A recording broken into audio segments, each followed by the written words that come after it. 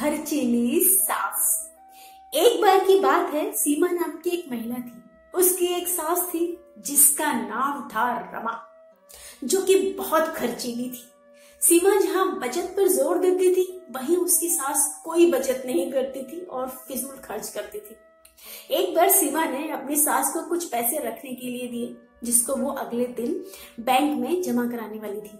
उसकी सास उन पैसों से बाजार से अपने लिए कपड़े लेकर आ गई और अगले दिन जब सीमा ने अपनी सास से पैसे मांगे तो सास ने बताया कि वो तो खर्च कर दिए और उसने सीमा को कहा कि अब बचत करने की कोई जरूरत नहीं है, जिंदगी को अच्छे से जीना चाहिए। सीमा अपनी सास की बेफिजूल की घर की लाइट जलाने को भी मना करती थी, जो कि उसकी सास को बिल्कुल पसंद नहीं था।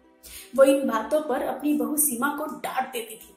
इसके बाद सीमा ने भी निर्णय किया कि अब वो अपनी सास को रोकेगी नहीं। सीमा ने इसके बाद अपनी सास के कमरे का बल्ब लाकर बदल दिया और सास के पूछने पर उसने कहा कि अब वो जितना चाहे उतनी लाइट जला सकती है। एक दिन सीमा की सास को पकोड़े खाने की इच्छा हुई और उसने सीमा को पैसे देकर कहा कि राजू हलवाई की दुकान से पकोड़े लेकर आए। कुछ देर बाद सीमा ने अपनी सास को पकोड़े लाकर दिए, जो कि उसको बहुत पसंद आते थे।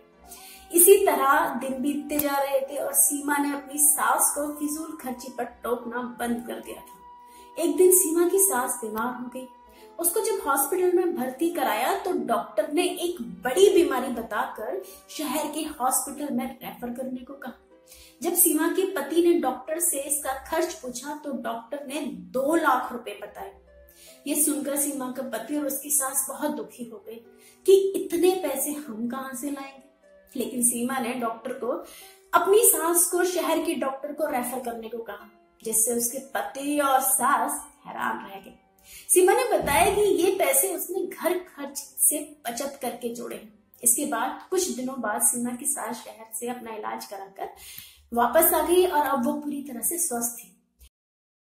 उसने आकर सीमा से पूछा कि तूने इतने पैसे कैसे जोड़े? मैं तो तुझे बचत करते समय हमेशा मना करती थी। सीमा ने बताया कि मैंने सारे घर के कम बिजली प्रयोग करने वाले बल्ब लगाए और माँ जी जब भी आप मुझे बाहर से पकोड़े लाने के लिए कहती थी तो मैं घर पर ही आपको पकोड़े बनाकर खिलाती थी। उसने सीमा की बहुत तारीफ की और खुद भी आगे से पैसे बचाने का निर्णय लिया। मॉरल ऑफ द स्टोरी, इस कहानी से हमें ये सीख मिलती है कि हमें फिजूल खर्ची से बचाकर पैसों को सही जगह इस्तेमाल करना चाहिए।